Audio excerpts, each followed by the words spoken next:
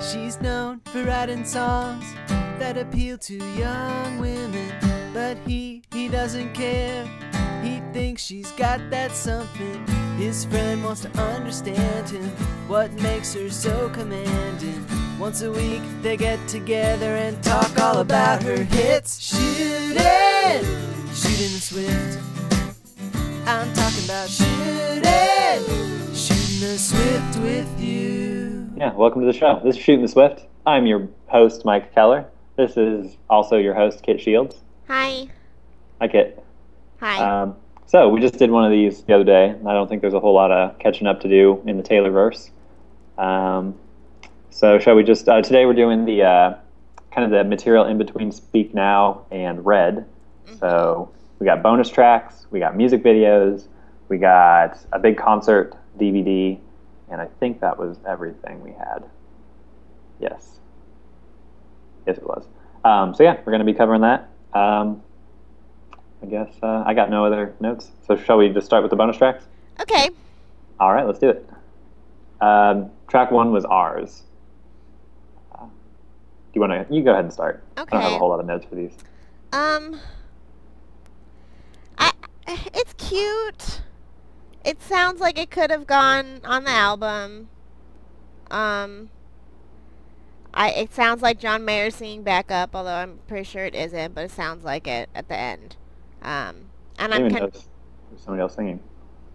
I'm confused as to how this is a single from Speak Now if it wasn't on the album, because there's like a video for it and everything. Right. I think it must have just been MP3s, because the physical copy was like a Target exclusive. Okay. So. And it's crazy to me that this little song that like wasn't even on the album was number one on country radio and went platinum. And Yeah. I've never heard it, like, never seen the video. It's just scary world out there. It is pretty scary. No, yeah, it's a pretty good song. Like, this definitely could have gone on the album. Yeah. But It's country. It's like has that same instrumentation that sounds more like actually country, and Right. really goes with the.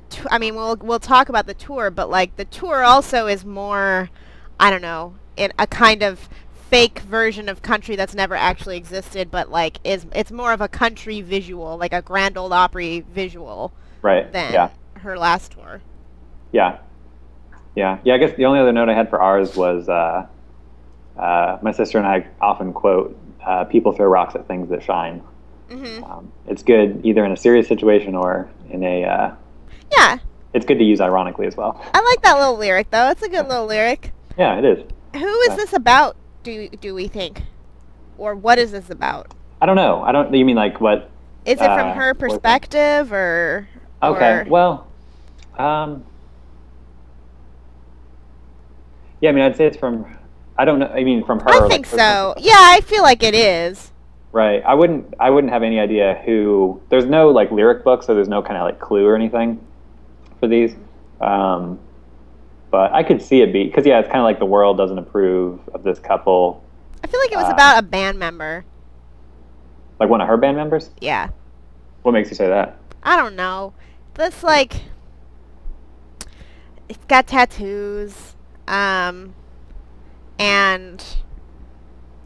her dad doesn't like him or something. I don't even know. I'm not even necessarily convinced that they're totally dating.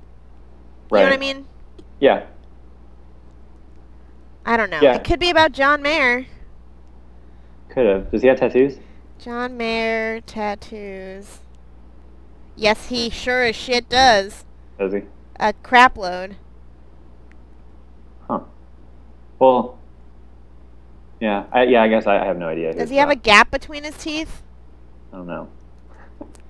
Gap. Teeth. Well, it comes up. I think other people have been researching whether the song is about him. There's a lot of No, he does between his lower teeth. Not his upper teeth, though. That's an unexpected twist. But yeah, I would not call him gap-toothed. Okay. Maybe it's about David Letterman. He doesn't have tattoos, though. It's like she wants to stay up late watching... Oh, that's true, he doesn't have tattoos. I was thinking... yeah, anyways. Let's move on to track two. And you think her dad would be thrilled if she was dating David Letterman. That's probably true. It's okay, so it's not Dave. Maybe it's about Anna Paquin. Paquin. Isn't that how you say her last name? Anna Paquin. Paquin. Anna Paquin. Sounds like a Native American name or something. Paquin. Paquin. Anna Paquin.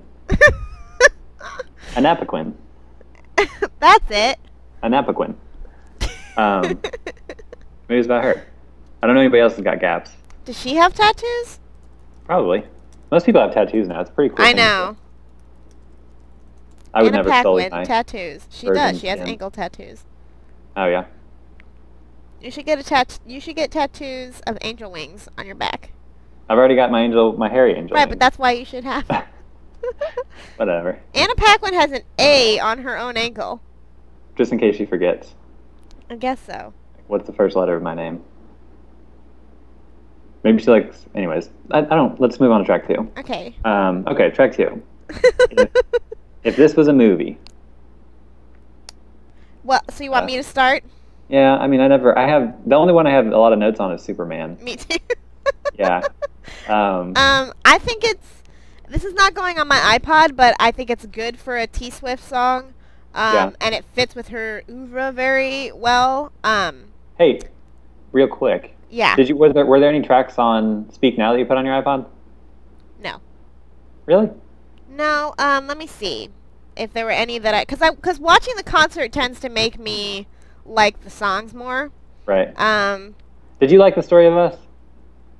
I can't remember. I don't think I liked it that much.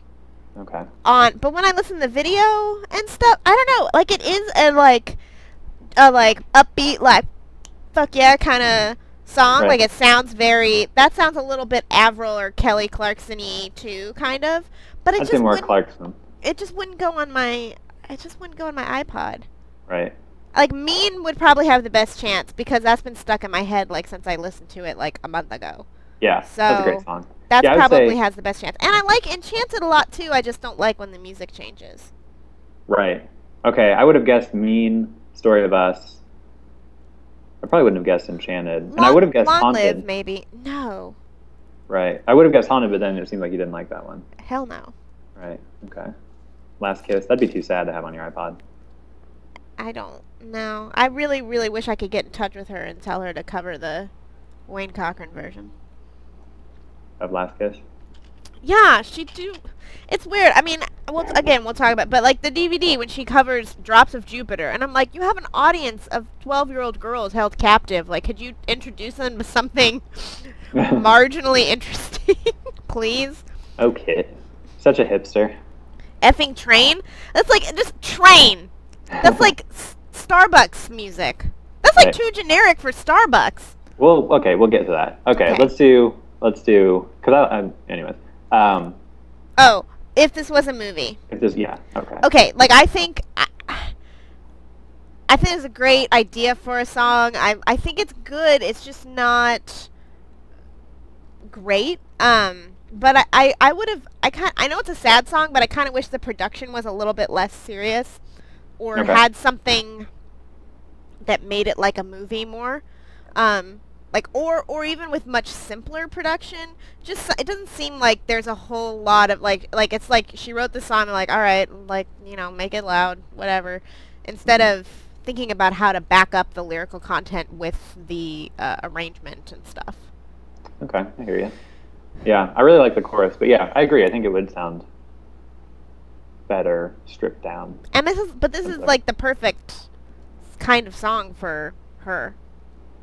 You know? Yeah, well, that's definitely got that very theme Taylor of, Swift song.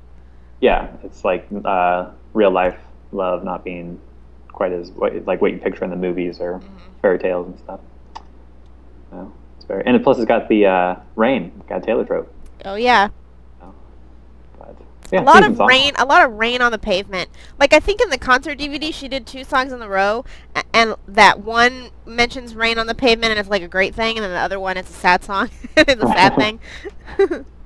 Oh, that's the way rain is. Yeah. All sorts of different stuff. Okay, so yeah, ours and If This Was a Movie, I think could have been on the album, but the album was pretty full, and it was also I think these would have been the weaker tracks on the album. So good choice having these be bonus tracks. Now let's talk about Superman. Okay. Um, I'm so confused. I am too. I was gonna say, like, this song doesn't, like, the first half of it could be about, like, her husband. I thought it was about her dad. Right. Okay. It could be a husband. The first half could be a husband or a father. Then the second half, it couldn't be a father unless there was, like, incest going on. And I also considered, like, is this just from Lois Lane's perspective? Like, is that what it is? But no. But also, I was thinking, like, maybe it's from her mom's perspective about her dad, so it is about her dad, but it's from her mom's perspective, and it's kind of a divorce kind of situation. Oh, that would make so much more sense. And this confused me too, even if it was from Taylor's perspective, or even just a fictional character's perspective. He's not all bad like his reputation. I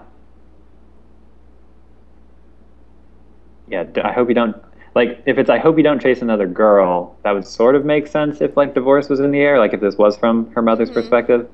But, like, I don't think her father has a bad reputation, or that, like, when they were married, people were like, it's like, I can't trust that Scott guy. I mean, maybe there was. It just seems like, but yeah, like it's, I guess it would have to be very, very specific about things I don't know to make sense. But otherwise, I'm at a loss. Oh, someone says, I don't know if Taylor Swift knows this, but this song is clearly about Ginny Weasley and Harry Potter. Oh, song's allegedly about her dad? Okay. But, like, not the God. Because I was listening, I'm like, okay, maybe that's just, like, you know, he could be the love of her life or whatever. But then I keep reading, and I'm like, no. Well, please, no. Who says that it's allegedly, but I mean, where does that come from? A commenter on the lyrics on a website. Yeah. I mean, if it's not like they've said something, like, official, where it's like, yeah, I wrote a song about, because, you know, there's, like, The Best Day, we know that was for her mom. Well, and she and her mom are really close, so I could see, like... Right. I could see her mom telling her about stuff. I don't know. I could see a situation where she's more on her mom's side, or she hears more of her mom's side of things. I mean, I could too. I'm sure she's close with her father, but, like, still, like, just the lyrics don't make sense if this is from her mom's perspective either. Because, like... But it feels like it's from her mom's perspective, but through Taylor's eyes, kind of. It still wouldn't make sense. Okay. Like, how so? Okay, wishing the flowers were from you, wishing the card was from you, wishing the call was from you. That doesn't... Like, she's getting cards from other fellas or something? Or maybe his secretary sends them? Oh, okay. Okay, so right here, wishing the flowers from me. Okay, so he was, like, too busy with work. Okay. Well, so that would work. Yeah, I think you cracked the code, Kit. Maybe. Maybe. Tall Bart talking. I mean, he flies around the world, probably, if he works for Goldman Sachs. Right. What is her dad's name? What does he look like? Scott Swift? Scott. Yeah, his name's Scott. What? That's just a funny name. Scott Swift. I guess he's pretty tall. Yeah, I think all of these lyrics work if it's her mom. It's Taylor's perspective of her mom viewing her dad, and, like, maybe some of the problems that they were having. Damn. Because, yeah, I was confused as hell. Like, I could not figure out what this is supposed to be about or who was singing this. Like, because usually if it doesn't make sense to Taylor, you're just like, okay, well, it's a fictional character, and then you kind of figure out who the character is. But this is throwing me for a loop. All right. Well, good. Glad we got that sorted out. Okay. What a great song. I think so. Yeah. I think the lyrics are pretty bad. The lyrics are... I wonder if he knows how much that I miss him. Which, like, she doesn't even need the that in order to make the lyric fit. I don't understand that shit at all. Yeah. Yeah. And there's a lot of stuff like that where it's like, why the extra words and why the... I don't know. It ain't good. No, not a great track. I think this is... Yeah. This would not fit on the album, or it's not a great bonus track. It's stupid. Yeah. Hey. Okay, so track 4 was Back to December acoustic. I thought it sounded good.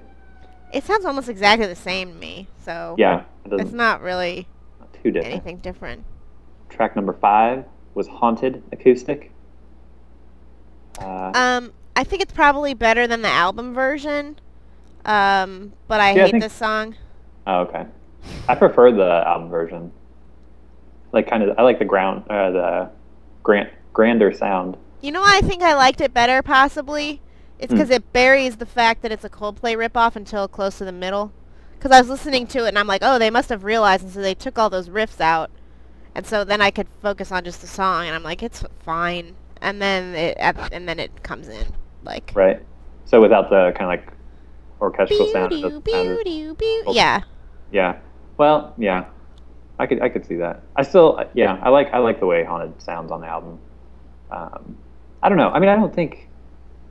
Yeah, I guess that's just a matter of what you want to call it. I wouldn't say it's a ripoff because like I have heard that Coldplay song a ton, and I've listened to Haunted a ton, and I didn't really make the connection. Like that's because you have Stockholm syndrome, Mike. It's called Swift-Holm syndrome. No, I mean, and I don't like if it's a ripoff, like that doesn't really bother me or whatever. Like I don't think that's that terrible, but it is different enough where it's like, I don't know. I didn't catch that at all. But like listening to them both together, even like it's not like it's the same song. Like there's enough that's different where it's like, no, it's not really a ripoff. But I mean, I don't know. It's like I said. I mean, that's probably it depends on like if you like her, you'll think it's lame. It's a ripoff. If you don't, I mean, if you don't like her, and then if you don't like her, anyway. So I'm trying to read. Nice try. I'm trying to read my notes here. This isn't working. But yeah, and then the next one was the pop mix. For mine, the pop mix, I couldn't even tell the difference. I could, and I usually think that pop mixes they suck, like, universally, but I like this better than the album version, and I was shocked. It's just slightly different, but I think the opening is a little punchier and might have been better for an album opener. Like, okay. It's just I'm pretty sure it's just an effect that they put on the guitar or something that makes it sound a little bit different, and I think it works better. I liked it better. I was more impressed with the song.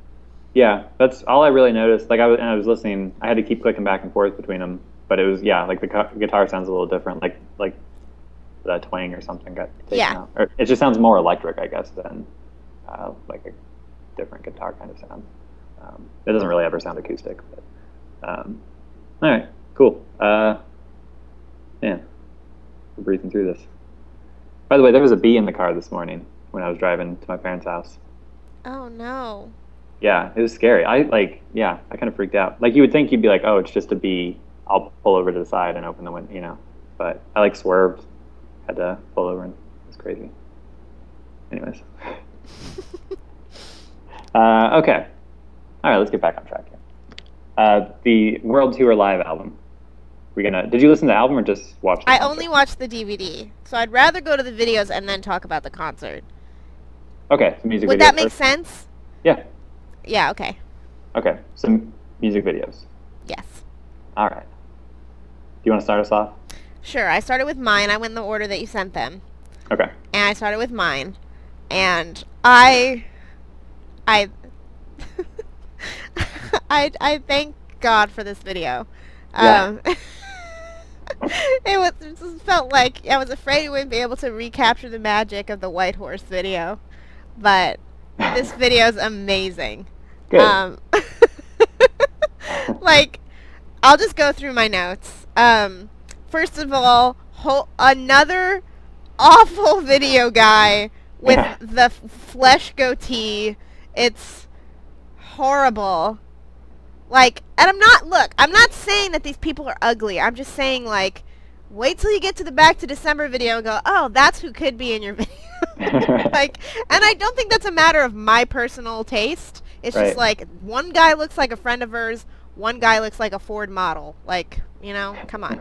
Anyway, I said this video looks like a perfume commercial, like the part where she's in the woods with all the hanging pictures. Also, I think they use that in a perfume commercial. Well, you probably synergy. You probably saw perfume commercial about that. Because I'm pretty sure that it's like hanging up in like Macy's or something, where she's got all the pictures around it. Lame.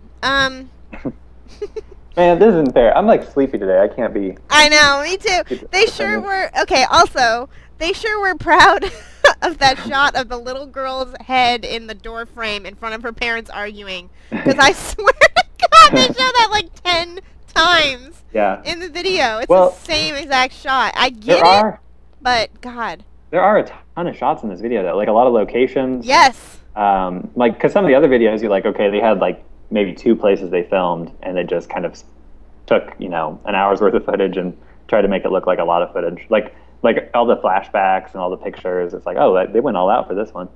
Mm-hmm. But basically, for all of these videos except for Back to December, I came up with like an alternate way to do the video that I would do. What's your pitch for this one? For this one, well, let me get to that, because okay. So, first of all, they look like she was a grown-up. She was, how old was she, like 20 when this came out? Yeah. So, she was technically a grown-up. She was of the age that she would be moving out of her house. But they look like 2 teenagers playing house together to me. Like, you know what I mean? Like, when she's moving her shit into his house and, like, you know, he's... Oh, God, okay. I just gotta go... There's too many things. When he comes home in his work outfit, it looks like he's wearing his dad's clothes. Like, that shirt is so huge. It looks like a movie that me and my friends made in our high school film studies class. Like, it really does. And it's acted at the same level. I said at one point, did she direct this? Because it... Like, seriously, like, I was like, a real director did not direct this. I was thinking maybe she wrote and directed this. Who did direct it? I don't know. I didn't look. I didn't look it up either. I for something nice, I really like her all natural hair. Like, it just looks all frizzy and, like, nobody did it, and I like it. Yeah. Her hair does look good. You're right, Kit. Yes. I have that in my notes as well. Really? Uh-huh. It just looks very, like, nobody styled it. It just looks normal. Yeah. Well, a lot of these videos, I think this might have been like, you know, she always looks beautiful. She always will look beautiful. But we may be looking at the golden age of Taylor Swift's hair in these videos here. Yeah. Because it's like every video. I did say in several of these, like, she looks really pretty in these. Yeah, like, she looks really good. Oh, I'm watching the video. There's the little shot of her when she's pregnant. That was kind of weird. Yeah. Oh, God. Okay. So first, I said, somebody stop those 17-year-olds from getting married and having babies, because they really look like children. Right. And I said, Daddy, why does Mommy stay the same age, but we get older? Does she have Benjamin Button disease? I would like it. I don't know.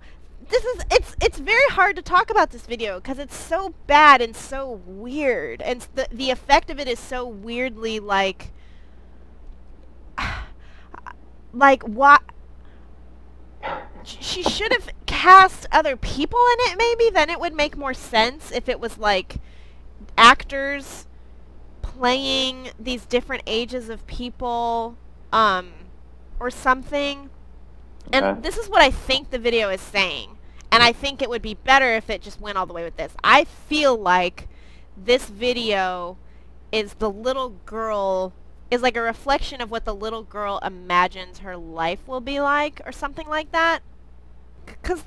So there's a lyric that's in the song that's like, God, this is hard to talk about.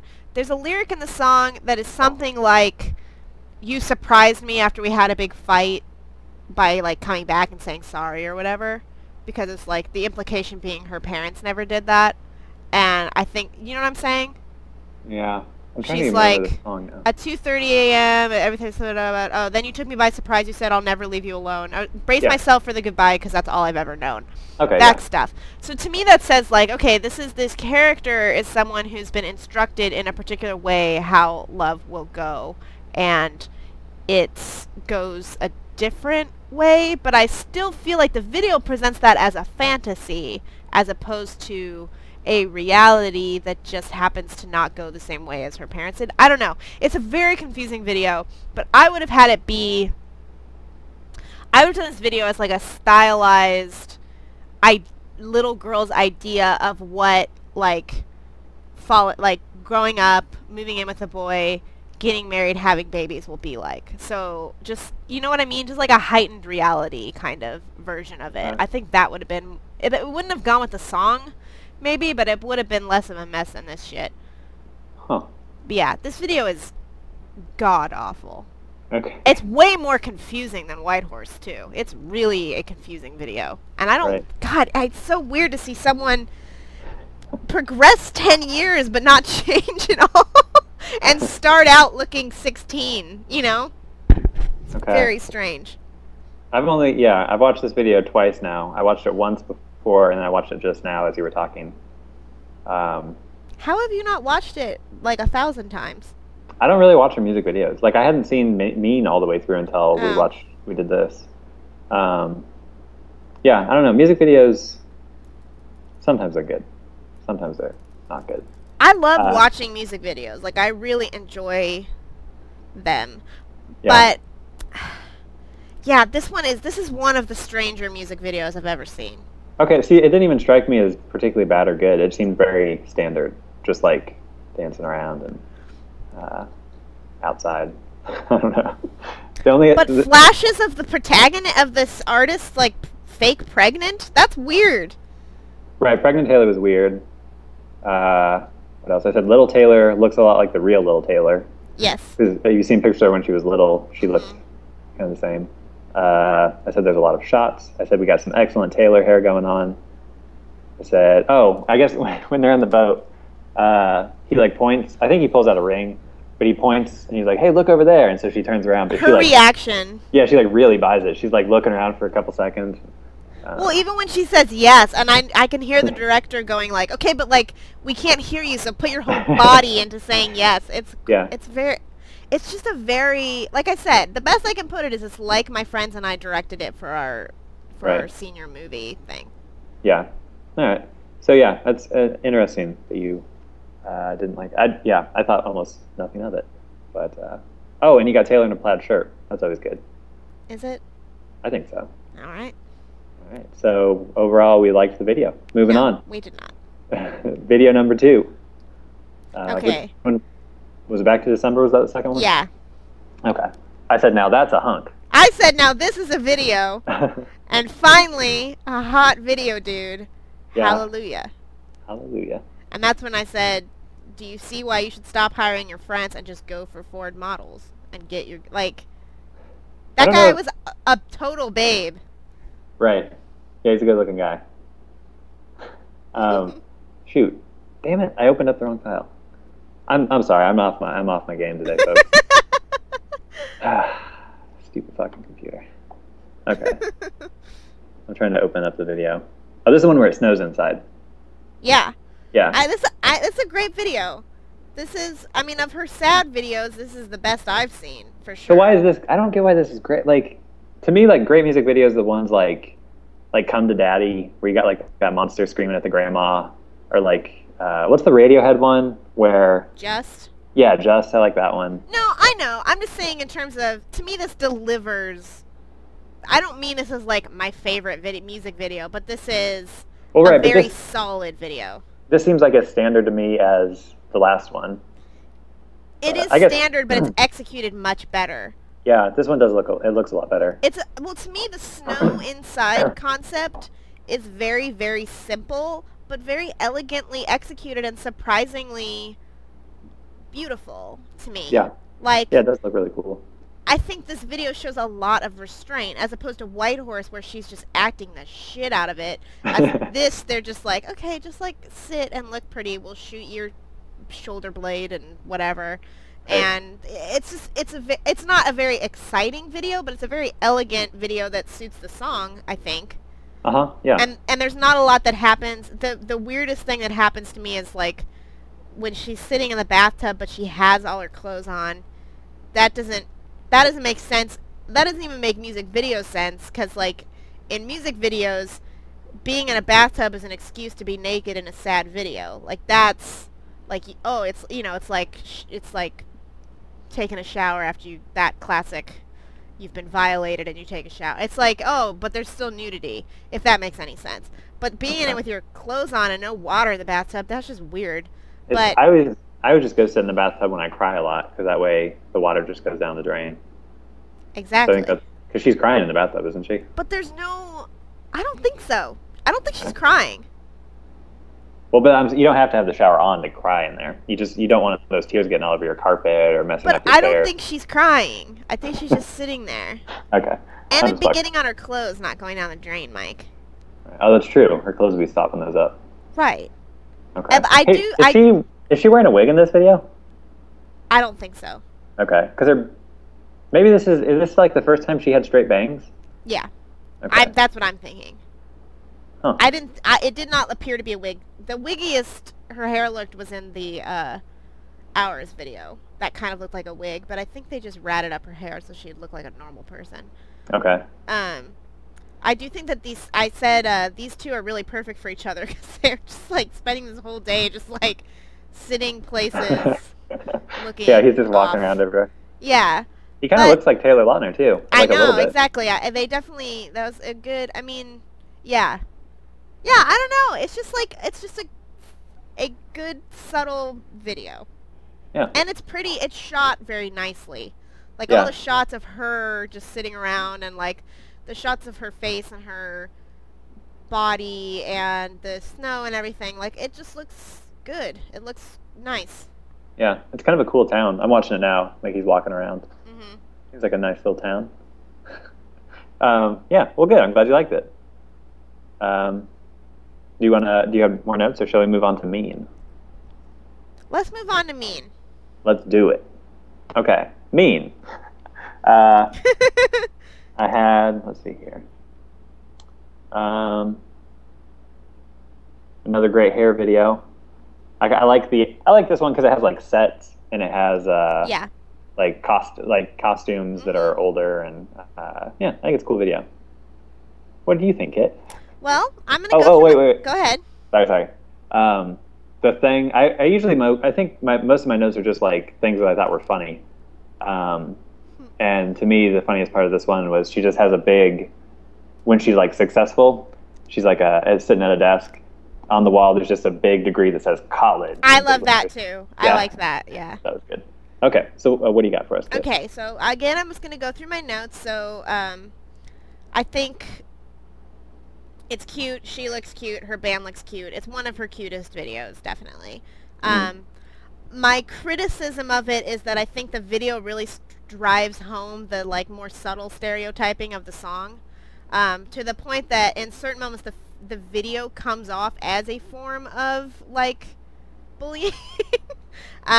Like for instance, the scene where like, oh, the football players are making fun of the presumably gay kid who's into fashion in the locker room, which like from an aesthetic perspective I get that because I like the shot of him sitting there and they're like all standing around him, but I feel like their heads aren't showing. Like that was an interesting shot. However, just from what I recall of high school, the football players were not the worst offenders when it came to bullying to me.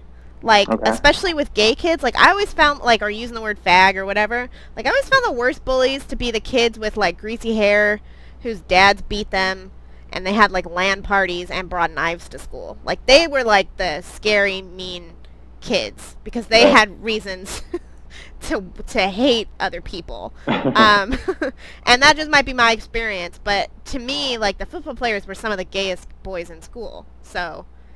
You know, like, I don't know. That was just always... The kids that I didn't want to be made fun of by were the kids who had nothing to lose. You know what I mean? Right. Okay. So you're thinking that the video kind of... Like, what the song leaves is kind of open to interpretation. The video kind of... it's like jocks are dicks.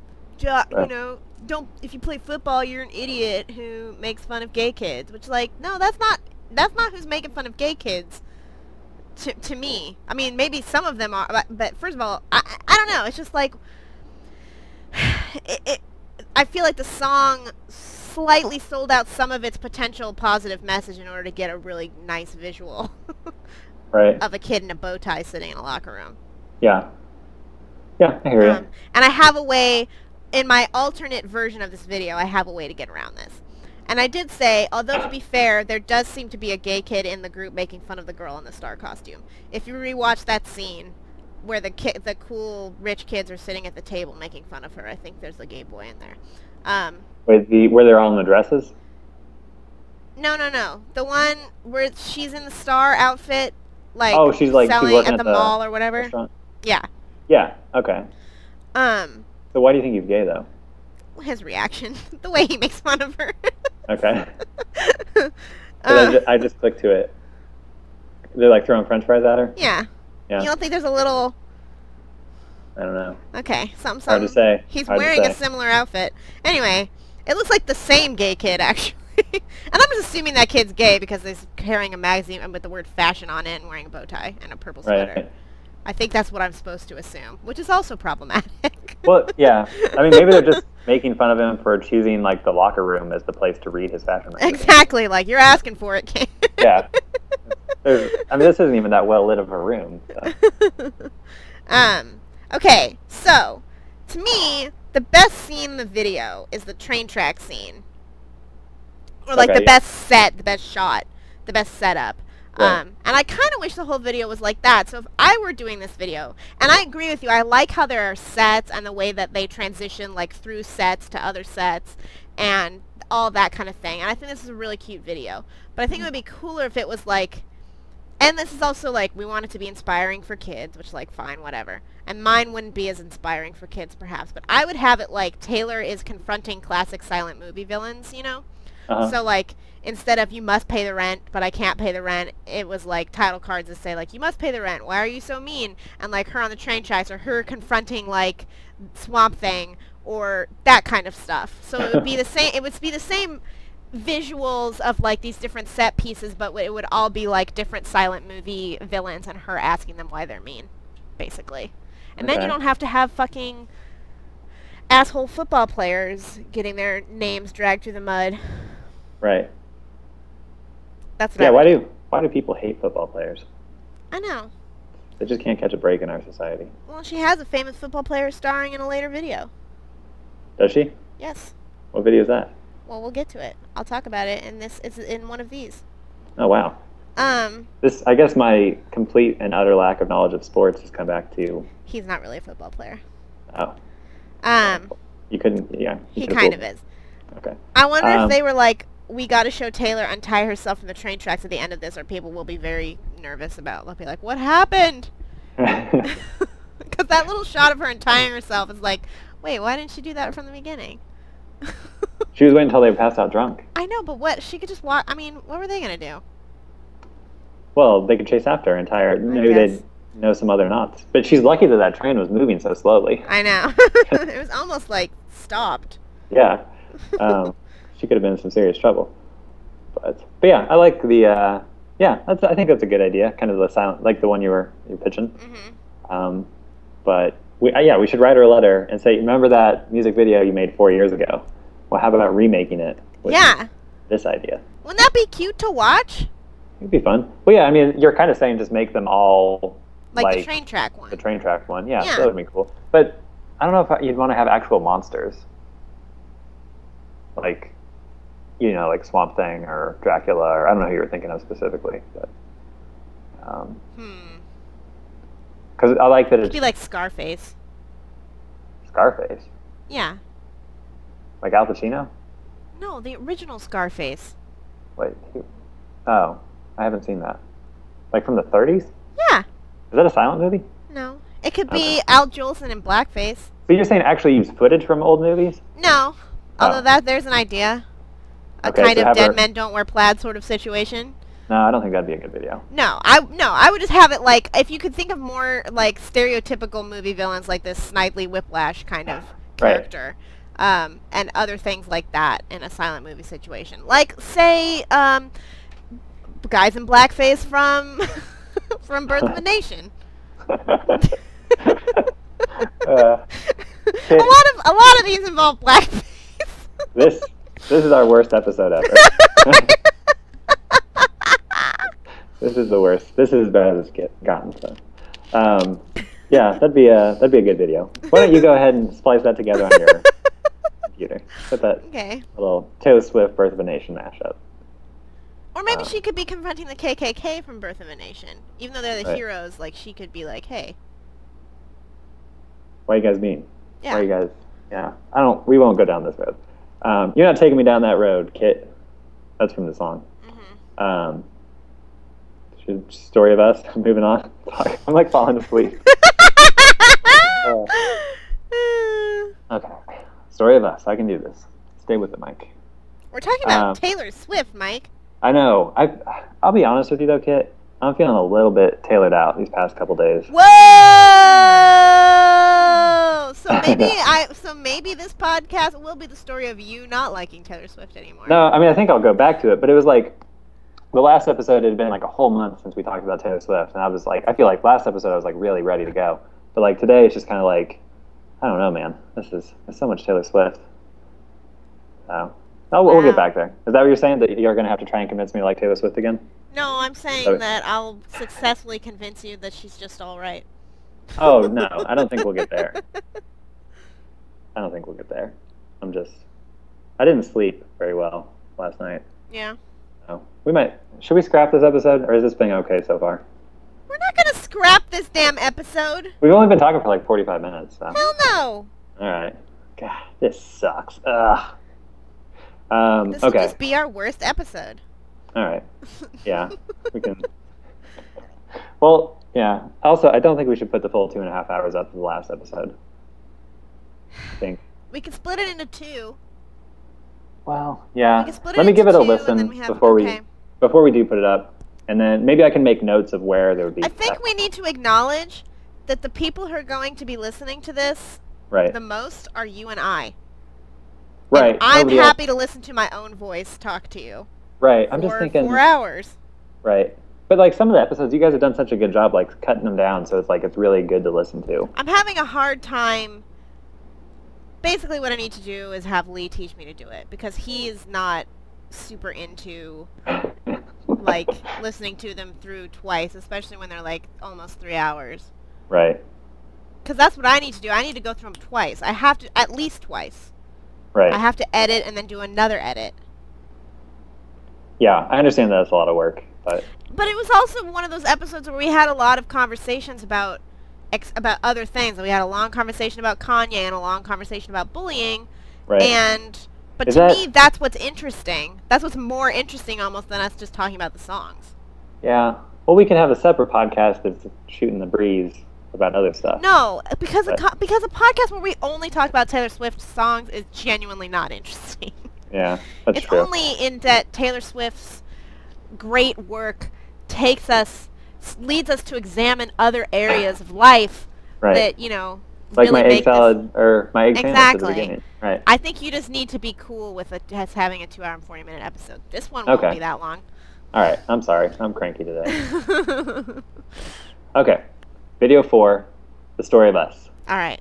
Okay, let me open it up here. I don't remember. I just watched this morning. God damn it, Mike, get it together.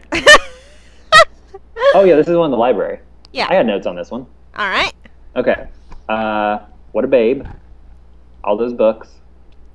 This is a very simple video that doesn't really have much story to it, but all the outfits make up for it, I think. She looks good in a lot of these outfits here. Let's see, what else? Taylor sitting on desk. That was my note. That was all I wrote for the note. Oh, yeah, and at the end when they throw all the paper, that doesn't make any sense. Nope. Like, yeah, that's fine. Yeah, and then my final note was, if people did this at the library I work at, I would have to ask them to leave. So yeah, I think it's like, it's a cool setting. Like whatever library they're in looks very nice. But it also looks kind of fake. Like it doesn't look like that would be just a university library that has like all of those really old books sitting out. So I don't know if it's like a movie set or if this is like an actual location. But yeah, I guess my basic assessment comes down to she looks pretty good in this video. Okay. So, what do you got, Kit? To me, this video is really boring and really disappointing. It is a little dull. Because this song is, like, a good song for a video. Like, there are a lot of ways that you could... I mean, just, like, the storytelling, you know, nature of the song suggests a lot of different things, and I would have done it really differently. Yeah, and they even have those little, like, it says, like, chapter or first chapter or something like that. And then, like, next chapter. So, yeah, that was kind of cool. But, yeah, everything that happens in between that is a little dull. It's all one day. It's all one 10-minute period. Right. It's stupid. I mean, to me, this is supposed to look like Harry Potter or something. Like, it's very Hogwarts. It looks like the library in Harry Potter. They're dressed like, they have like boarding school uniform kind of things on. I said I do not want to watch her break down against a wall ever again. That is, just, I'm done with that. So I would have made this one of her like fairy tale videos, like. Set this in an actual castle, dress her like a princess, and then but shoot it maybe like a contemporary high school love story, because they're the parts where she's like, I'm tugging on my clothes and that kind of shit, and it comes off really annoying and cloying to me in the video when she does it, when she's like, because that's a cliche, obviously, of like, oh, I'm fussing with my collar because I'm nervous or whatever, that kind of bullshit. And when she does in the video, it's just like, that doesn't put a twist on it of any kind. But to me, if she was like dressed like in a gown, it would be, at least there'd be something interesting to it. And to me, the song suggests like a fairy tale kind of, at least a kind of framing of a fairy tale, and then maybe what's going on inside is more down to earth or more typical. But that's what I would have done. This video, her drummer fucking rocks though. That guy, he looks like Kojak, and he seems like a real badass. And the shots of him drumming are the best parts of the video. Yeah. That's all I got. This video is really disappointing. Yeah. And her makeup looks like shit in the I think I said I appreciate her willingness to look like a normal person in her videos, but her makeup sucks in like the shots, in some of the close-up shots. Yeah. It looks like she's not wearing any. I don't necessarily notice that, but I hear you. Yeah, not a great video. See, this is why I don't watch music videos. Most of them aren't that good. I love watching music videos. You're wrong to like that. Okay. You shouldn't do that. Number 5, Sparks Fly. I didn't really talk about this because it's just a live video. Oh, I'm like, we're gonna watch it in the DVD, so like, who cares? Yeah. Yeah. Oh, my 2 notes on this one. She got while she's playing piano, she does the hair whip. It's classic. Yep. And then when they pop out of the stage, they show it in slow motion in the video. So it's kind of cool. Because you know how they have that thing that like shoots them out of the stage in the concert video? This in the music video. Did you say you did watch this or didn't? I did. Okay, yeah. So they got the little slow motion. So this, that's concert footage video. That's decent. Ours. Which one was ours? Oh yeah, we're there in the business, the office building. Yeah. Got. Oh, I thought there was a couple like. It looks like they had fun making this video, but I don't think it's a very good video. No, it's very I don't like when superstars do cubicle acting.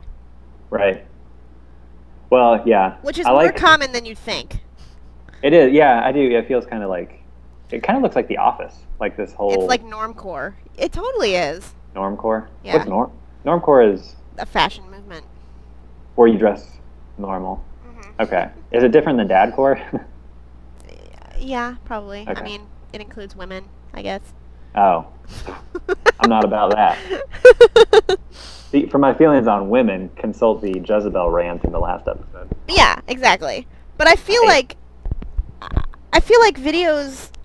Sometimes I feel like she doesn't understand what people want from music videos, which is lots of outfits and and she does that a lot though. Like not her wearing fucking New Balance, the whole time. Not this video specifically, but like most of her videos, I think, are solely for costume changes. But not a lot. But like, White Horse, no. The first one we talked about this episode, no. This one, no. Like, there's a lot where she, even back to December, even though that makes sense, it's like, I want. Shake It Off has a lot of costume changes. Yeah, and that's why it's a good video. It is a good video. But yeah, I also. Okay, so anyway, so I was watching this and I'm like not enjoying it. And what about the guy at the water cooler? I did like that. Like I liked her reaction to it. It was cute. It was fine. I thought so that redhead that throws a paper airplane at her, I was like, he's really cute. I said, is he the boy? Because he didn't seem annoying. He just seemed like he was just like trying to bring her some joy. And she just, you know. Anyway, then it's Matt Saracen! The best possible video guy. I don't know who that is. He's from Friday Night Lights. He plays Matt. I don't know his real name. I can't remember. But his character on Friday Night Lights is Matt Saracen, and he's the sweetest boy in the world, and on one of the best shows ever. And it's amazing. So I was like on board after that. And then at one point she's on the bus and she's looking at like the iPad footage or whatever. Okay. And I'm just like, all right, you have an iPad. Life's not that bad. You have an iPad in like 2010 or 2011. You're doing all right. And then at the end, Matt Saracen in uniform, and I said I take back every negative thing I said about this video. So well, I love it. It's great. Good. Matt Saracen. Yeah. Oh, that's his character's name? Yeah. All right. So she just needs to incorporate him into more of her work, and you'll be a super fan. If you end any terrible video with a shot of Matt Saracen in uniform, you're good to go. All right. Noted. All right. Matt Saracen. Wait, so he's not the guy with the red hair.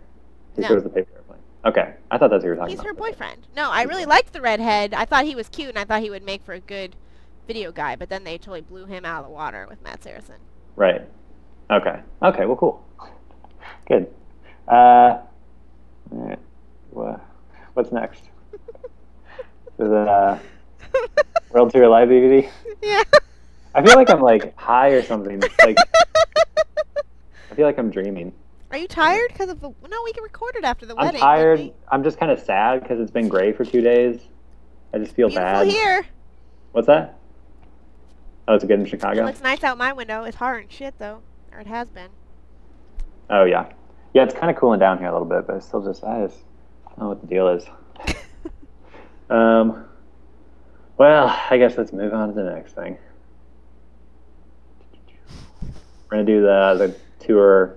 Okay, we're gonna do the first hour and a half of the Speak Now World Tour Live DVD. Yeah. I had 4 notes on the entire thing. So. I had a lot more. Yeah. Yeah. All right. Well, let's what you got?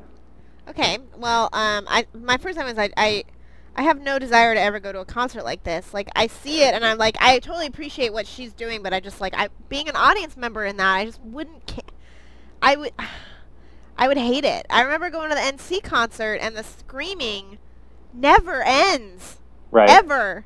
And it's really, really loud. I don't know, Kit. Like, I know that you like smaller concerts and stuff like that, but I'm not a big noise person either, and I'm not a big crowds person. But the Red Tour was like one of the coolest things I've ever experienced. I'm sure. I just don't.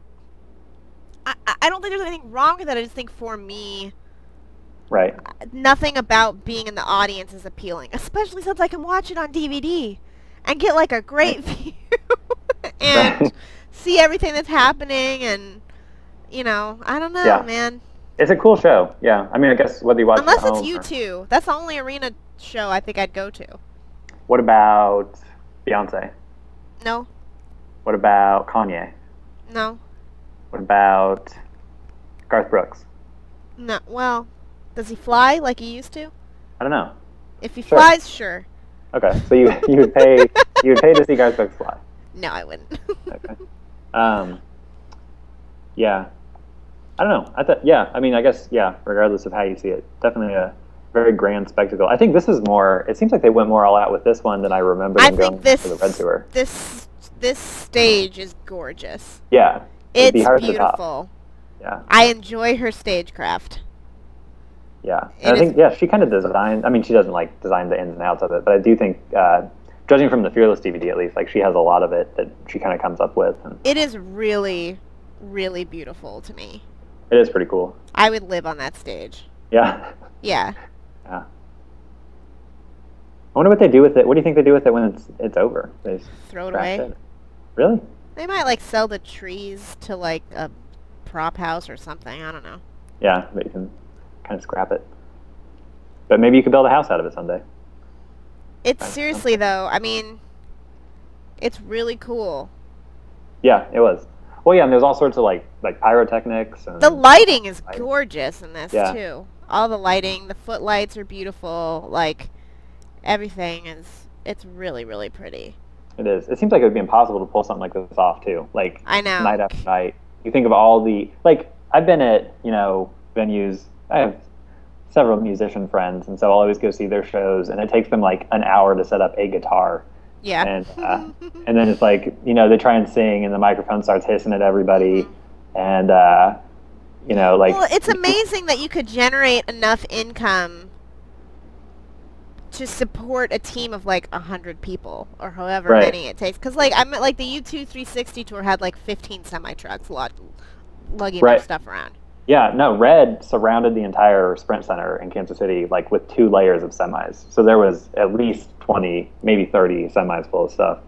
But yeah, it's crazy. Like I guess that end of it is insane. But I just mean that like with all this, like I know with like sound equipment, with lighting, with all this crap, there's so much stuff that goes wrong all the time because Yeah. it just like it doesn't work for it. Like it's sensitive equipment. So yeah, to think like that this and they spliced the footage here from various shows, splice it together.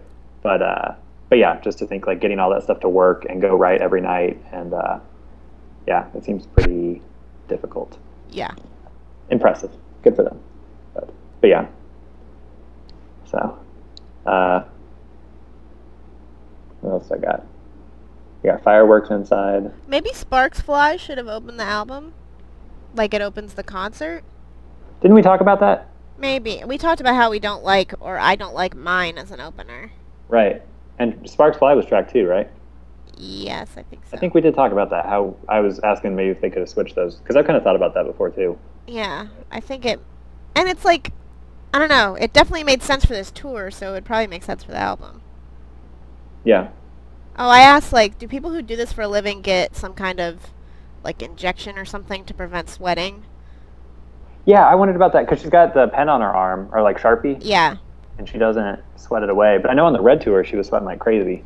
They'd have to, like, throw away my dress every night if I was doing this. They'd need, like, a, like, Kleenex box full of those dresses. Like, it's crazy. Yeah. Yeah, and sometimes they wear like leather pants and. Did you realize what the lyric on her arm is, by the way, for most? There's, like, I saw 2, and one... I didn't catch it. Okay, well, I'm pretty sure I know what it was, because it started For What It's Worth, and so I'm pretty sure it's Green Day. I'm pretty sure it's Time of Your Life. Oh, okay. For what it's worth, it was worth all the while. That. Keep going. And then the next is something unpredictable, but and in the end it's right. I hope you have the time of your... For some reason, there was, like, always a guitar in our chemistry class. And like like somebody would grab it. Like one time somebody had it and they were playing it, which like what the fuck were we doing in chemistry class? But anyway, they're playing it and they play that, of course. And Right. then like every class, because I think like D-Mal and Cody or whoever were in that class, and they would grab and they would always play that song too. So Yeah. just like that was the only song that got played on that guitar. Nice. Just to be goofy. And the other one is from a Gwen Stefani song. After all that we've been through, I know we're cool. I'm pretty sure. Is what it Okay. is. Anyway. Huh. Let's see. What else did I say? She's in Chicago for at least part of this. Yeah. She is so great at banter. It's amazing. She is, yeah, and that's I think we talked about it before. But like when I saw the show, the Red tour, like I think we had talked about how you said you had kind of the thing where you always have this sort of resistance to performance like that. Like you feel like it's never, but yeah, like you just feel like she says it every night in every city she goes to. I'm sure she changes details, but. Well, like But when yeah, she like- pointed to the sign when she's like, I can see that light up Taylor Swift sign or whatever. Right. And I'm just like I got excited. Like, why am I excited? I didn't Right. make the sign. I'm not there. Yeah. But I was exactly. like, ooh, she's pointing out specific people. yeah. Yeah. It's cool. Yeah. She's very good at that, I think. And I'm not a super big fan of many other pop stars, but I've seen like other performers do it in a way where it just like it seems more rehearsed and stuff like that. But I think that like part of her, like I think she very genuinely is like excited by the fans and kind of that back and forth. So maybe that's part of why it. And even like this thing you were talking about with Bono, like how he'll like sing to like one specific lady, which sounds a little weird, but it's amazing. You should look it up. Yeah, some people are just get you going. Get my motor going. Maybe that's what I need today to get a little pep in my step. Yeah, watch Bono dance with a lady and kiss her. We should do a podcast where we just talk about like U2. Yes. All the time. Yes. That'd be cool because I'm not familiar. So you could we could do like a reverse. It'd be like Shootin the Swift, but with U2 instead. What would we call it? We could talk it, or we could call it. We could talk it. We could call it. Kit is talking U2 to Mike. Yeah. Something like that. We could call it kind of a two talking to. Me talking to you, to you. You talking to me about U2. Talking to me about U2. I like that. You talking to me about U2? How about you talking U2 to me? That's really good. Yeah. All right. Cool. Let's do you want to just start that after we finish with Red? Absolutely. All right. Man, that's a good idea. I think that one might take off, actually. I feel like there'd be more of an audience for that. I was watching or listening to a podcast I think Improv for Humans. And, God, this isn't going to mean anything to you, but whatever, we'll just cut it out. But anyway, Jessica St. Clair and Jason Mantzoukas were on it with Lennon Parham. Heard of any of those people, Mike? I have no idea what you're talking about. Anyway. This is the part of the podcast that Alex, who doesn't listen to the podcast, will be all excited about. Okay. Well, he was saying how so Jessica St. Clair, like, won't watch anything scary. Like, she won't watch X-Files or Hunger Games or Silence of the Lambs is like her least favorite thing. Like, it's the most traumatizing thing. But she does what I do, where she wants to know what happens in those movies. So she tries to get people to tell her the plot of them. And all the horrifying things that happen in them, so she doesn't have to actually watch them. And Jason Mantzoukas is like, I'll pay you $1,000 to watch Funny Games, or he means it, and she won't do it. But he said he would love to have a podcast where they watch those movies together and then do a podcast about it, about how much she hated it. I would listen to something like that. See, I was thinking we could do that. Except I don't want to watch those scary ass movies. Well, that's the whole point of the podcast. That's a good idea, though. Yeah. But if you knew Jason Mantzoukas and Jessica St. Clair, that would be the funniest. I want that to happen more than anything ever. Are they on like TV shows, or who are these people? Well, yes, but that won't help you. No, that's true. I don't really watch television. Jason Mantzoukas, do you watch Parks and Recreation? I used to. I've seen the first couple seasons. Do you know the character? I think his name's Jason Feinstein. He's like the perfume guy. No. Okay. Do you watch The League? Nope. Did you see The Dictator? No. Did you see They Came Together? They came together? They Came Together? Oh, they came together?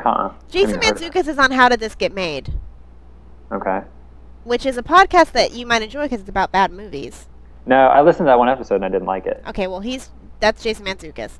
And Jessica St. Clair was on a show. She's in everything you would recognize her. She's in Bridesmaids.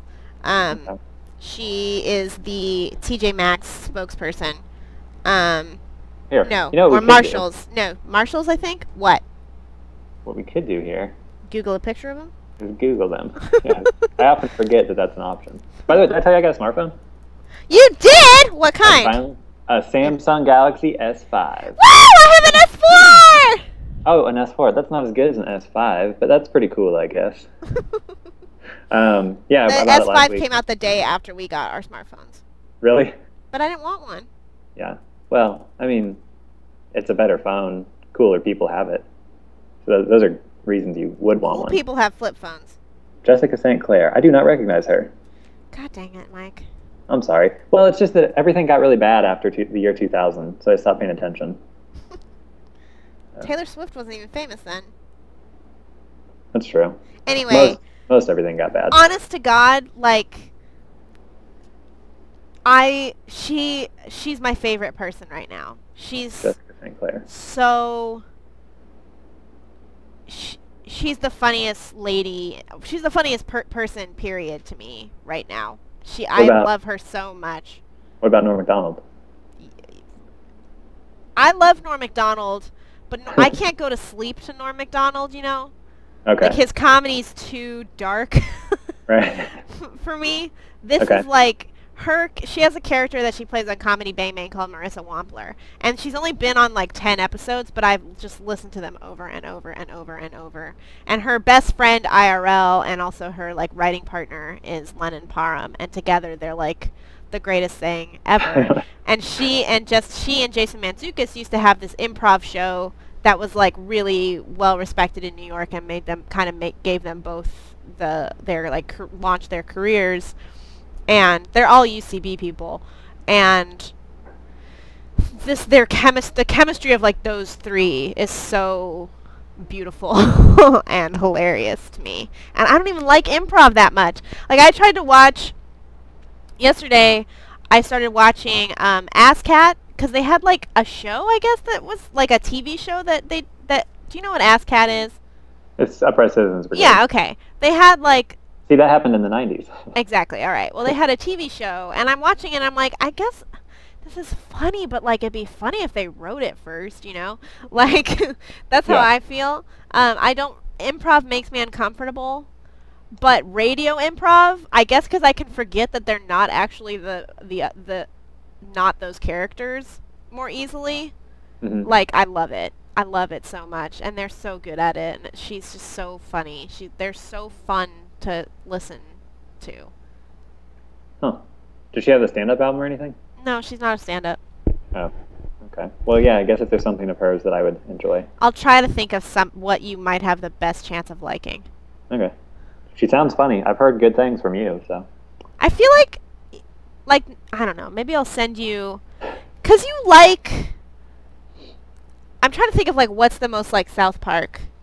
Because I think there are aspects of, like, she plays a teenage intern on Comedy Bang Bang, and I almost feel like she wouldn't be out of place, like, as a South Park character, and like when they do her like birthday pool party stuff, it would be, I don't know. I'll send you something. You can give it a shot.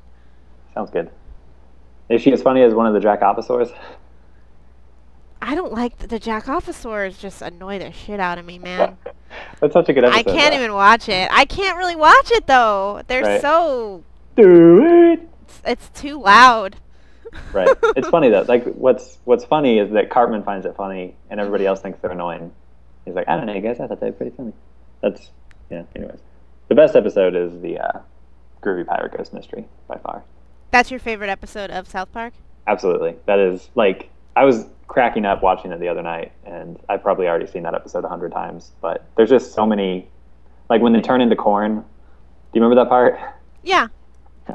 They're like, corn powers, activate, and they turn into a piece of corn. I also like at the end where he's like, and then they made the ship ghost appear by using these two squirrels and a mirror, and then they like holds it up. Like, none of the episode, it doesn't make sense that South Park would have done a Scooby-Doo parody in like 1999 or what it was. It doesn't make sense that Korn would guest star. Nothing that happens in the episode makes a lot of sense. Like, a dog eats an entire corpse. The gravekeepers or whatever like go around talking about necrophilia for no reason. Like, I don't know. It's just it's a great episode. I love that episode. Anyways, I think Scott Tenorman Must Die is hard to beat for me. That's true. That is probably like the best episode, story-wise and everything, and it's also hilarious. But like the one I laugh at the most, like my personal favorite, is probably the Korn's Groovy Pirate Ghost Mystery. Mm-hmm. But anyways, Shootin' Swift. Yep. Okay. So yeah, we're talking about the concert. I guess. Did you have more? Yeah. Okay. Let me see. Maybe I should just go through them. Let me see here. I did write at one point, our song, motherfucker. So what? Our song, motherfucker. Oh. I like when the house pops up. That's cool. Yeah. I'm not a fan of the whole acting like I've never seen a banjo before thing. I don't like that kind of stuff. What does that mean? She walks out and she's like, "What's this? Should I pick it up? Should I play it?" Fuck that shit. She does kind of have that look on her face a lot, where she's just like surprised. Oh. Right, but she looks so pretty when she does that. Well, Who could? She looks like a blow-up doll. Look like a blow-up She doll. looks. She looks. I really... wish my blow-up doll looked like that. She looks really tired at the end of our song. There's like you should look at that. Like look at toward the end when she's like singing, maybe like during the "Our song is a slam a screen door," like the last time she does that. And I don't know if it's because she's concentrating on banjo or something, but she has a moment there where she's like, she loses control of her face and looks very tired to me. Okay. It looks like her guitarist is wearing the head of a black bear on his head, and because it's like that's what his hair looks like. It's horrible. Oh yeah, that's his fucking. hair. You're a grown man, and the scene had been over. Right. I don't understand. Yeah, I think I kind of admire it for some reason. Maybe he's 45. Right, like it seemed, and it doesn't seem like a country musician should have that hairstyle at all, or like somebody playing with a pop country band. It seemed like it sticks out so much, but I just kind of like it because he seems pretty happy with it. Like in it, in like the behind the scenes stuff and all that business. He's probably very handsome too, but you'd never know. He seems like. I mean, he's Taylor Swift's guitarist. He could definitely get some fucking out of that, but the hair is a lot to get past. I said, the bridge set is really pretty. For like, they bring it out for like Back to December. And that it's just really pretty. Yeah. I hate Better Than Revenge even more now. Like, just do Picture to Burn, like for reals. Is Better Than Revenge where they had the whole wedding set up? No, Speak Now. But Better Than Revenge, she's wearing like a red sparkly dress and just like it's basically shot like Picture to Burn, except she's doing a much worse song. Okay. And who do we think the actress is that song's about? Isn't it Camilla Bell? Oh, is it? So. For Joe Jonas? Yeah. Oh. That's what I heard. Like that song is, I mean, that's a very foul song. Yeah, I'm not. That's a really, really hateful, horrible song. Anyway. Okay, no. It's not that bad of a song. Like it's pretty mild compared to like most things in the culture at the same time. I guess just coming from her, it's so much more disappointing. It sounds so much worse coming from her than it would. Like if Kanye sang that song, people would be like, "Oh, this is the nicest Kanye's ever been to anybody." Or anybody. Not. I guess we pick on Kanye an awful lot around here. Mm-hmm. I hope he doesn't get upset. But no, it's not that bad of a song. It is like compared to her other stuff, it doesn't seem very understanding. But she's kind of. I think she's kind of. We talked about that. She's already separated herself from it a bit. Yeah. Thanks to Lena Dunham's influence. Okay, so I said, "Oh God, they're going to act out Speak Now." Right. I thought that was kind of cool. I know. See, that's the thing. It's like I hate that song I hate what it's about so much. But if I picture being in the audience, that's a cool bit of staging. For, I just wish, there are little tweaks I would make. Like, don't show the bride being a bitch. Just have her be a bride stand. I don't know. Like, just have it be the back of her head the entire time. That'd be much, anyway. Are you talking about in the concert? Yeah. No, it's probably better, like because if she's just some regular lady, that makes it seem like a worse song. But if you, like, show that she's, like, a mean lady, then you feel... But that makes me hate it more. Oh, I see. But I think it works in terms of getting the audience on board with it. Whatever. But I hear what you're saying. I'm pretty sure they'd be on Taylor's side, no matter how nice the lady was. That's true. That's maybe not. Who's to say? So she moves to the B stage, right? And fuck girls with ukuleles, but that version of Fearless is amazing. Right. Dude, yeah. Okay. Like, and she did that same thing at the Red Tour, and she was like 20 feet away from me. That was the coolest. Like, that was the coolest thing that's ever happened to me. God, Mike. But it was cool because she just like and like the stage like spun around and stuff like that. But I think that's maybe a lot of performers do that. But it's like I told you, U2 invented that. Oh yeah, coming back to the stage. But okay, so you two invented it, but do like a lot of people do that? Like where they go back to the way back of the auditorium and play for the people in the other seats? I don't know if a lot of people do it, but it's a thing that one can do now. Right. Okay. I just would guess that not everyone is as good as making it as intimate as she does. Well, but part of what was cool about it, though, is because it's like, you know, on the big stage, you got like all the spectacle and stuff. Yeah, exactly what I'm saying. It's like she gives you the best of both. Right. She comes all the way to the back. Experiences. And it's just her on guitar. And I think for the Red Tour, it was like Ed Sheeran came up and sang a song with her, and because they have anyways. Yeah, so it was cool. But yeah, I thought that really highlighted how pretty that song is. Yeah, it did sound really good on ukulele. And she spent a long time out there. It was ukulele, right? Yeah, that was ukulele. Okay, I was thinking banjo for a second. And then again, I say I really wish she had chosen something other than Drops of Jupiter to cover. So you don't think that sounds good at all? It sounds fine, but it's like, and her vocal was good on it. But like, for the love, there's so many songs in the world.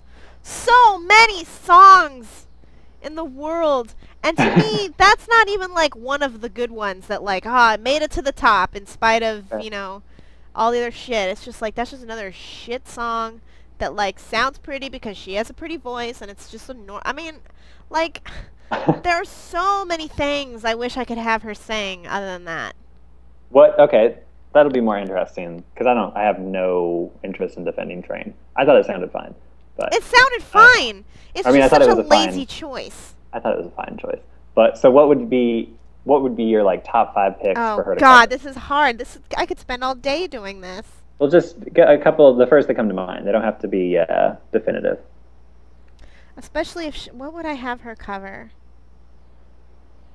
I'll cut out the pauses because I seriously want to think about this. Okay.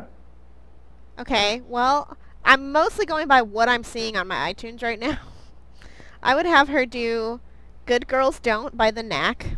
Okay. Let's see, probably a Buddy Holly song. Okay. Like, let's see, what Buddy Holly song? I was really hoping that her new album was going to be like all Beach Boys covers. Yeah, that's a good idea. Yeah.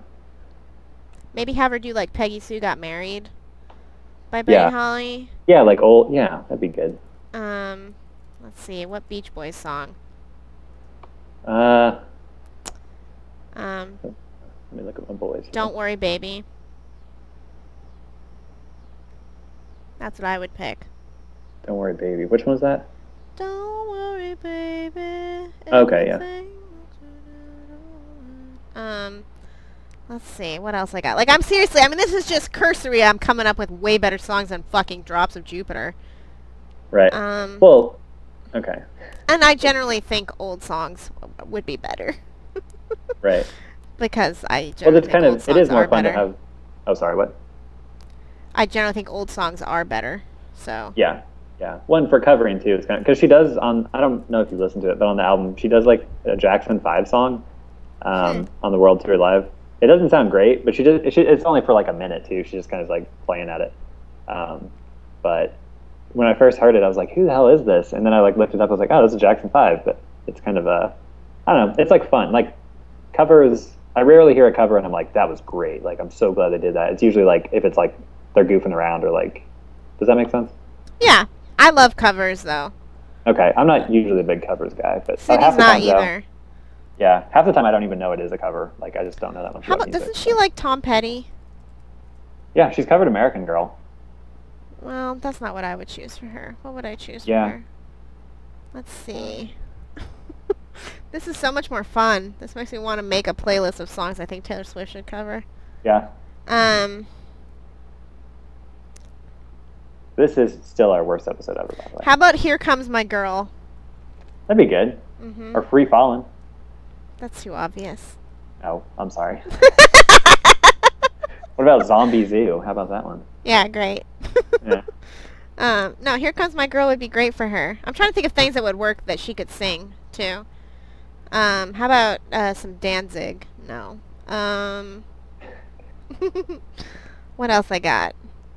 It's fun just like looking at an artist's work and then say, okay, this would be the Taylor Swift song that this is the song that Taylor Swift would do if she were covering that artist. What Ween song would she cover? Ocean Man. That'd be good. What is it like?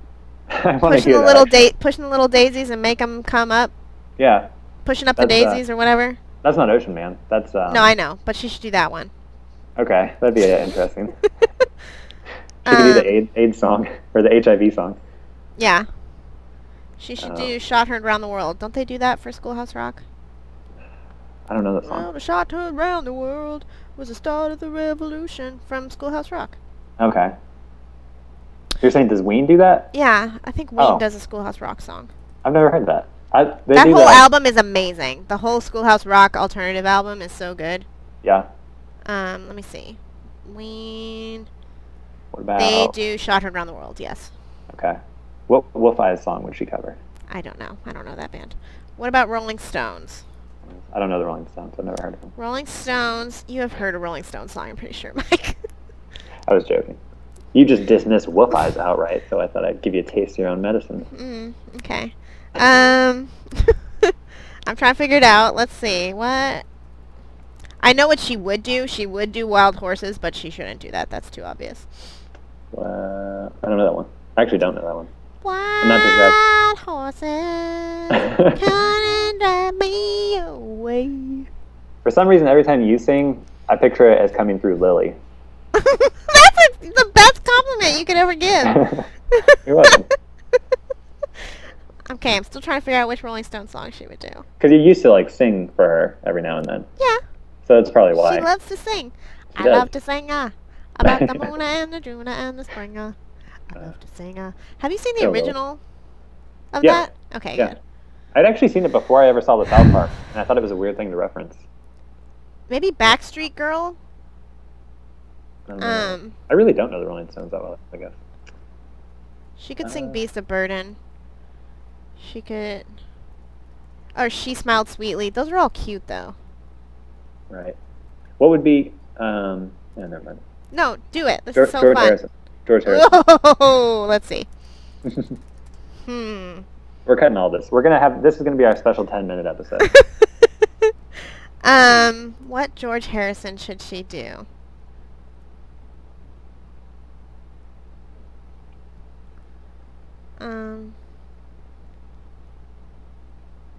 I could see her doing What Is Life. I just got this thing that's all like alternate takes of All Things Must Pass songs. Yeah. Which is gonna be good. I'm still looking. Maybe If I Needed Someone. I don't know. How's that one go? Is that on All Things Must Pass? It's the Beatles. Oh.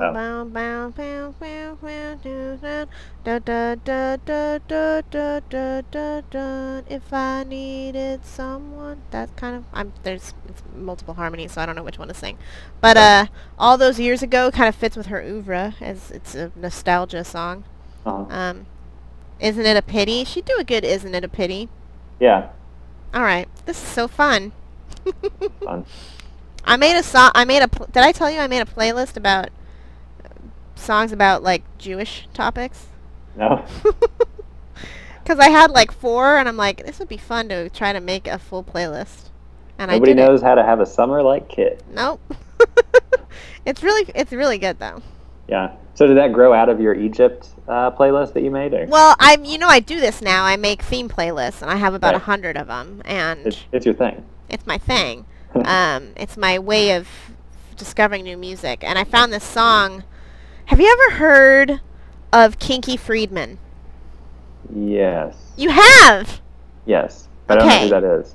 He's the Jewish cowboy. He's like run for governor of Texas. You should read his Wikipedia page. Okay. It is extremely entertaining. But okay, so let me tell you how I found this song. I was watching every Jennifer Love Hewitt movie.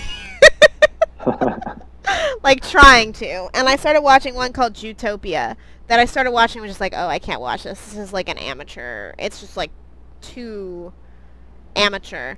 But for some reason, the opening song on the opening credits were like animated or something, and the opening song, I'm like, holy shit, this is a really good song, and it's called Shield of Abraham, and it's by Kinky Friedman. Huh. And I sent it to Lee, and I was like, am I crazy, or is this like really, really good? And he said, that is an amazing song. So then I had that, and then I have a song by Bobby Kahn called Passover, which have I sent you that song? It's like a 7-minute song about Passover that is like fucking scary as shit. It's like the chorus is like, 'cause I'm the angel of death, Passover, and it's really scary and awesome. And Bobby Kahn is like the coolest dude in the world. I so wish you could see Bobby Kahn. You would really love him. Yeah. But anyway, so I had those, and I'm like, well, that's a good start. So I came up with some other songs, and I made a 22-song playlist of Jewish songs, including a song by Chubby Checker called the Hava Nagila Twist, which is awesome. Yeah. Anyway, you'll be getting that soon. Cool. I look forward to it. I haven't even Anyway. finished the Egypt one yet. The Egypt one, I'm very proud of the Egypt one. I like the Egypt one a lot. Yeah. It's because it's weird. Yeah. Because I have some that are just about, like, crying, and those aren't as weird. Like a crying playlist? Yeah, like a song about crying. Like songs about crying. Okay, so that's not on the Egypt one. That's just on... No, that's songs about crying, songs about praying, songs about space, that kind of stuff. Songs about letters. Like mail. I need to make new friends, I think. Why? Something I should be putting work into. This is good luck, man. Yeah, that's true. No kidding. There's a reason I'm friends with the people I'm friends with. Okay. I think we're done. Yeah, well, Taylor Facts. Taylor Facts. Let's do Taylor Facts. Okay. Yeah. Are you ready? I'm ready. Okay, it was really hard. Okay. Taylor Facts. Number 1. In 4th grade, her poem Monster in My Closet placed first in a national poetry contest. Taru. Number 2. Taylor's first job was knocking praying mantis pods out of trees on her family's Christmas tree farm. Taru. Number 3. Just hours after interrupting Taylor Swift at the VMAs, Kanye apologized on his blog, writing, "I'm so sorry to Taylor Swift and her fans and her mom. She is very talented. I like the lyrics about being a cheerleader and she's in the bleachers. Everybody want to boo me, but I'm a fan of real pop culture. No disrespect, but we watching the show at the crib right now 'cause, well, you know, I'm still happy for Taylor. Booyah, you are very talented." I don't know if that's true or not. Number 4. Although she is scared of tattoos, Taylor does have a tiny music note inked on the back of her ear. She and a friend got them at the same time and chose the back of the ear because it is supposed to be one of the least painful areas to get one. Okay. Number 5. Driving scares her because she has been in 3 accidents. I think that's true. Oh man, you did a good job. Good job, Kit. Yay! You did a good job. you did a good job. Golly. I think the tattoo one is false. Is that correct? You're correct! Yay! Because I found the thing where she was scared of tattoos. Because that's the only way I could do it is, like, I have to find something true and then make it into something false, I felt like. Right. I like the driving fact is extremely instructive. Yeah? Well, because we're like, why the fuck doesn't she drive anywhere? Boys always be driving her ass around. Oh, I see what you mean. I thought you meant like when she shows up to award shows. I was going to say nobody drives those things. No, she hates driving. I hate driving too. Well, you're fucked then. Well, we could, she's rich though. We could just hire people to drive for us after we get married. You know, after this episode, there's no way in hell she's going to marry me. So why? I'm moving on to some other celebrity lady now. Who? Who else we got? Who's out there? Who's popular these days? I've blown it. To clarify, this isn't because I don't love Taylor anymore. This is just because I know that after this episode, she deserves somebody better. So. Nicki Minaj. Oh, I don't want to marry her.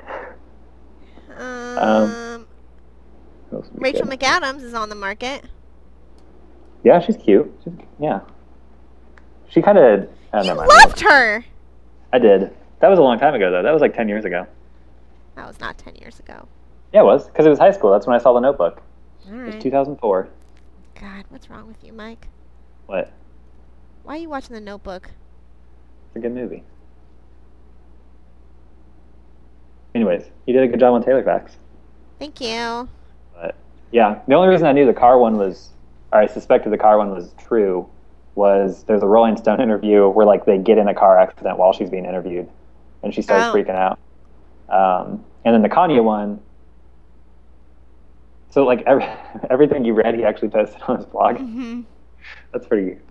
I think if I was gonna leave it at, I'm so sorry, because he said so sorry to Taylor Swift and her fans and her mom. She is very talented. I like the lyrics about being a cheerleader and she's in the bleachers, because that sounds so sarcastic. But then I read the second part of it, which is like, boo yow, and I'm still happy for Taylor. I'm a fan of real pop culture. She is you are very, very talented. Yeah, I think he was probably still drunk when he wrote that. Was he being sarcastic? Or? Well, I think he was still intoxicated, personally, because he writes like, I'm really sorry, she's very talented, and then it sounds a little sarcastic, and then he also says, but Beyonce's video was the best of the decade. It's like, yeah, we heard you, man. Right. That's not what this is for. So it's just like, he makes no sense. Right. Silly old Kanye. Mm-hmm. Well, yeah, good job. You almost had me stumped. That was fun. Do you want to do that in the future? No. Okay. Someday I'm going to nail it. What's that? Someday I'm going to nail it. I'm going to get it right. Have you gotten one right I want a chance to get it right. Fuck no! Well, yes, I have, but you gave it to me. Okay. It was the one where George Bush said... Yeah. That was a good one. All right. Do you want to play us out, Kit? Like, you can say the farewells, because I'm feeling just awful about today. So. Sure. Okay. Bye. You gotta do more than that. What do I have to do? Email us at Shootin, no G, Shootin the Swift at gmail.com. Andy, email us a question, for God's sake, okay? I know you listen to this. Does he actually listen to like full episodes? Yeah. I feel bad. Maybe we should put a note at the beginning of this one saying that people shouldn't listen to this episode. No, I want him to waste 2 hours on this. I want him to listen to it and then be like, haha, bro. I don't know. It seems mean. You got fucked. I don't know. What? No, you got fucked. No. Well, what can we say at the end here that would make it worthwhile? Mike, you want to come out? Come out. As gay? As gay? Yeah. I'm trying to think what we can do to make it worthwhile. Like, what's a huge bombshell? It would be kind of weird if I came out, like, to my family and friends through a Taylor, like, in, like, hour 2 of You know why it would be weird? Because they'd be like, 7. Mike, we know.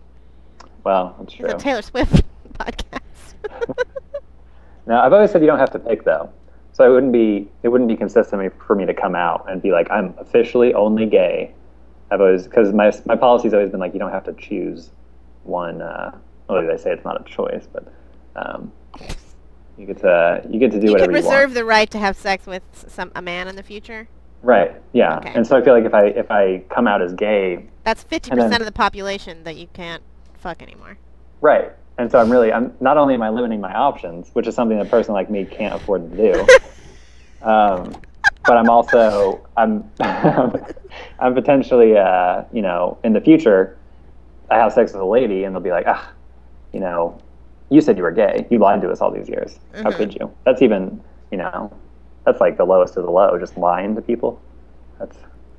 There's no excuse for that. All right. Well, I'm not. Are you pregnant? No. Okay. Are you pregnant? No. Oh. God forbid. Are you gay? I'm not ungay. Right. See, that's how I feel about it. I have a book on my nightstand called How to Be Gay that I'm borrowing from a gay gentleman. Yeah. Is that pretty gay?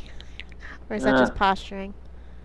Yeah, I think you're just it's kind of like trendy right now, so you're kind of... Yeah, it's cool to be gay. It's hip to be gay. Right. God dang it, we gotta come up with something. Okay, alright, think. Some kind of cliffhanger or some kind of bombshell. Right. Okay. I'm going under tomorrow. For what? They're gonna stick a camera down my throat and see if there's anything wrong with my stomach or upper intestinal tract. So maybe I'll be dead. Maybe this is our final episode ever. If I have some sort of terrible reaction. I guess people don't care, though. That's not something that's going to keep... Okay, how about this? How about this? How about this? Okay. Taylor Swift, if you're out there, and fans of this podcast, if you can get to Taylor Swift to get her to respond, then please do so. We don't want her to listen to this, though. No, we do. Okay, listen, though. Okay. Mike's going to have a tube stuck down his throat in 24 hours. It very well may kill him. Uh-huh. And he's sort of okay with that. Right. Taylor Swift, if you're out there, come tell him not to have this procedure. The episode won't be up until well after. Damn it, that won't work! Right. That was a good try, though. Well, we could have, like... no, that wouldn't be good. I guess, yeah. What are they gonna... what's in Mike's stomach? How about that? That'd be good. We could... maybe they can give me the footage and we can put that up on YouTube. Exactly. If enough people... if we get to 100 listens, we will put the footage of Mike's insides up on YouTube. All right. We promise. That sounds fun. Okay. Cool. But you have to get 100 people to listen to this, or listen to it 100 times. You guys out there, Andy. Right. One person. Yeah, Andy. Just refresh this all day. If you want to see what my tummy looks like inside. And who doesn't? Who doesn't? Maybe wouldn't it be weird though? Like, I know what we could do. What? Okay. So you go and you go to like a bingo place, and you know they have those balls that have numbers on them. You take one ball and you swallow it. Okay. But don't look at it beforehand. Okay. And then the camera goes down and finds the ball and looks at the number on the ball, and that person wins. Whoever has that number wins something. I feel like there's an easier way to do that. But not with the... this is like P.T. Barnum shit right here. Right. This is like Houdini shit right here. I don't know if... is it? Yeah, it's like... Okay. It's greatest show on earth kind of shit. Okay. Well, yeah, maybe let's do that and elephants. We'll have to distribute numbers. It'll only be like 1 through 4. Because I think that's who listens. Right, we have about 4 listeners. I don't think we have 4 listeners. Well, my mom, Andy, my dad, and the lady who subscribes to us. Right. And Denise. Does Denise listen? Yeah, she listened to at least the first couple. Okay. Right. Well, yeah, and we stopped getting, like, nobody likes them on Facebook in terms of, like, our friends and stuff like that anymore. So I think we're kind of on our own now. All right. But I think at least one thing we've learned, like, we were going to try and learn about Taylor Swift during this podcast, and we were going to try and learn about, like, me. Like you said, be like a glimpse into my mind. So we may not have reached that, but at least we've figured out how far, or, like, kind of how much our friends and family love us, that they'll continue to like us with our fake internet show. Cool. Well, yeah, I think we've given you an extra 15 minutes to cut there. Yep. So, thanks for joining us on our special 10-minute episode today, folks. I'm sorry, but I was ill all day today, so a little less energy than usual. And I got nothing. If Mike can't get excited about Taylor Swift, then what the fuck am I supposed to do? That's true. And yeah, I'm still excited about Taylor Swift. I'm feeling like... I don't know, Mike. I think you've really let her down. I feel like I did too. Because I do feel bad about this episode, and I feel like I have let her down. So will I be able to live with myself? Find out on the next episode. Ooh, there's a big bug on the screen. Ew. Like my window screen, not my computer screen. Ew. But yeah. So, anyways. All jokes aside, we did a great job today, Kit. And next week we're doing Red, so that's going to be fun. Okay, bye. Bye.